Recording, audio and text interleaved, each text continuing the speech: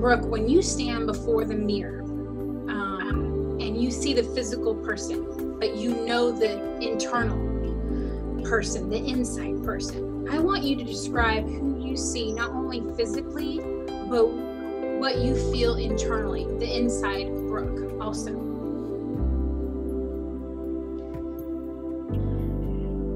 That's a hard one. I guess for me, it's always been that I don't ever work hard enough. I don't ever do hard enough. I don't ever. It's that, I could do so much more. I could do so much better. And if I just decided to do it, it would happen. And then it'd be like, okay, I screwed up. And so it doesn't matter. And I'm not good enough anyway. So why should I worry about feeling good? Or why should I worry about, looking good, because I'm not important enough, or I'm not good enough. And that's always been the way I felt. Even when I was thinner, that was the way I always felt. So.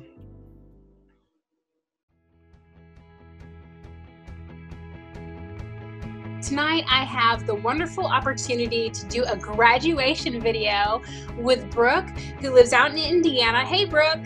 Hey.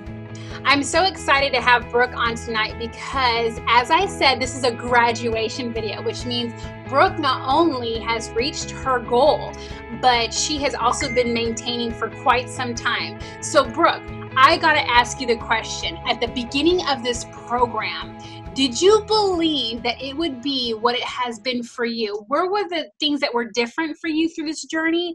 And what have you enjoyed going through the Grace and Strength lifestyle journey and reaching your goal? Tell me all about that.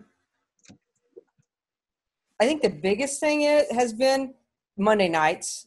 Our Monday night meetings are huge for me. I look forward to them every week. And it's nice because that keeps me going for the rest of the week. Amen.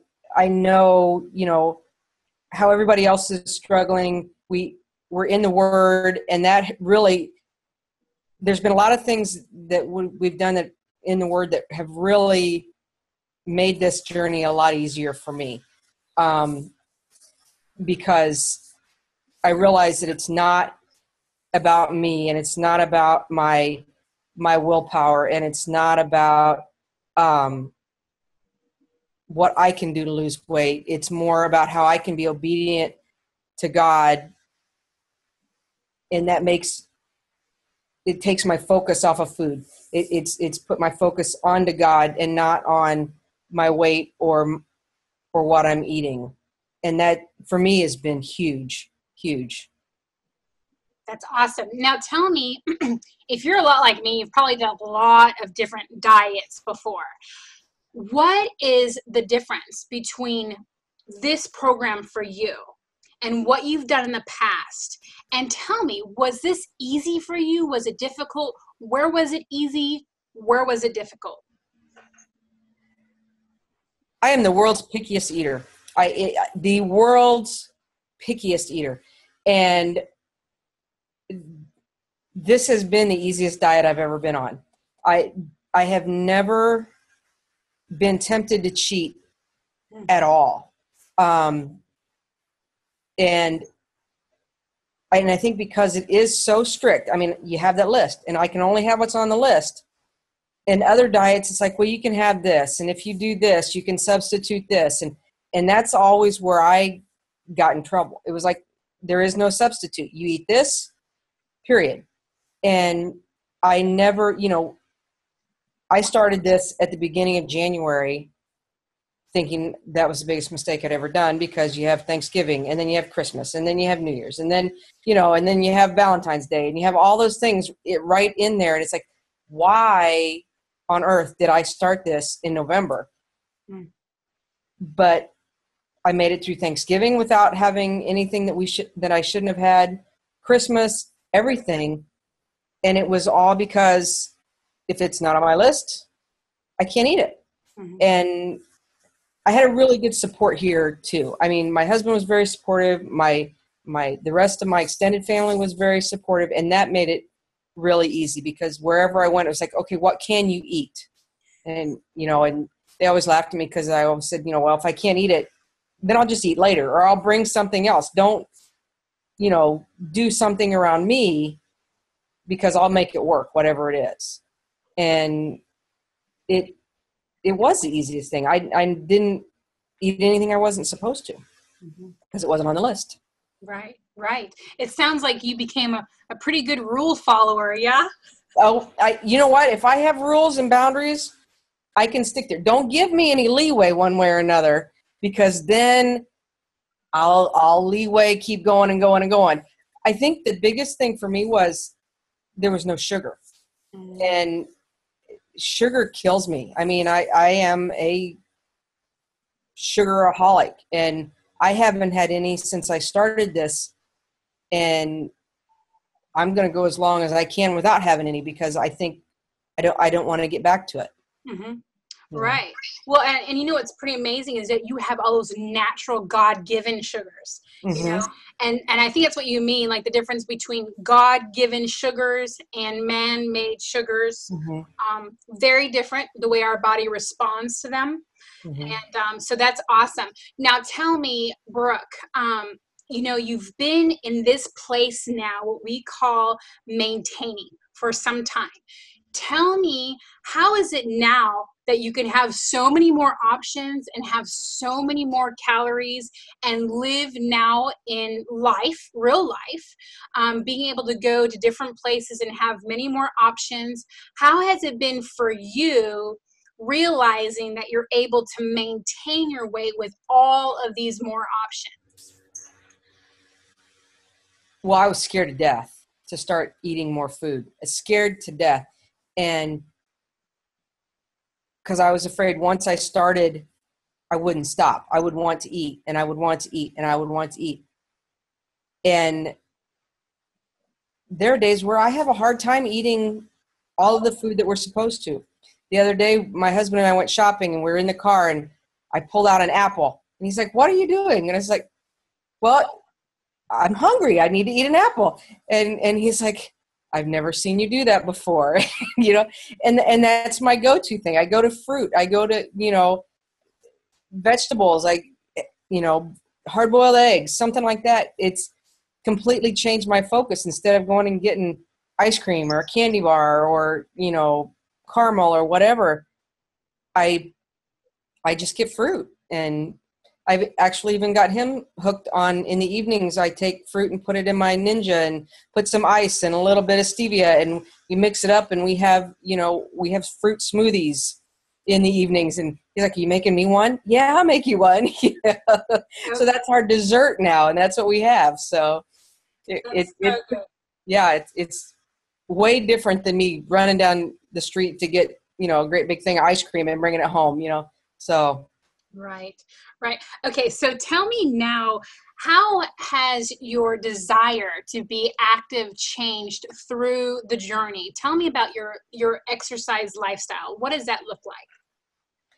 I exercise every day. I either go to the gym every day, or if I can't make it to the gym, because there are days with my work schedule where I leave the house at 5:00 in the morning and I can't get up much earlier than that to work out. And then I don't get home till 7 or 8 o'clock at night. And when I do get home, then I get on my treadmill and I'm on it for at least an hour every night. And before, it would be like, oh my gosh, I just can't do it. I just can't. And now if I don't work out, well, I can't remember the last time I haven't, but even when I have a short workout, it's like, that's not enough. I need to do something else. I need to be active. And I feel better when I have activity and when I work out and do things. And I've missed it. I like working out. I like running. I like walking. I like, lifting and everything else. And I do all of that. Mm-hmm. Okay, so you had a major body change, obviously.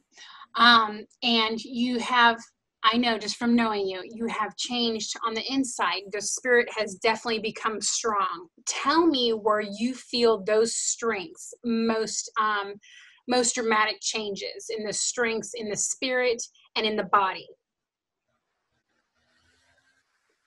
In the body, I have more energy. I have more stamina. I'm not exhausted all the time, and when I have long days at school and things like that, I don't come home and just want to go to bed. I come home and I can get some things done. I can, and then go to bed, and then not be exhausted the next day when I go to school. And then I also, I'm able to serve God more. I do a lot more talking about my faith than I ever did before. And it's funny because even, people have been talking to me about their faith and things like that. And that's been a lot different than what it ever has been before. So That's good. That's really good. I know that you are equipped, sister, and so that's really encouraging. Now, I know that at the beginning of the program, we talked about what we see in the mirror, in the reflection of not only the physical self, but the spiritual self. What do you see and feel now when you see your reflection and you know that you've had this change? What is it different now? What's different for you? sometimes I'm not sure who I am. I look and I see myself and it's like, I know that's me, but it doesn't look like me, and the way I feel on the inside, I think is reflected by what I see on the outside, because I think I have changed inside and outside. I have more confidence. I enjoy discussing things, discussing my faith, discussing how I feel about things, discussing my diet, all of that stuff. And I don't feel self-conscious about it. And always before, how I looked on the outside made such a big difference on how I felt on the inside, because I always wanted to hide. I didn't want to talk. I didn't want to, have anybody know what was going on, because all they saw was this big fat thing. And I didn't want that, and that was hard. And now it's a lot easier for me to do it. Although when I think about it, I don't feel like my outside has changed a lot until I see myself. And then it's like, yeah, I have, it is huge, so. It is. It is. Well, you know what? It's been so awesome being with you along the journey. Not only your obedience to being committed to attending the meetings, really being plugged in with the ladies, really keeping that line of communication open between not only you and I, but with the other ladies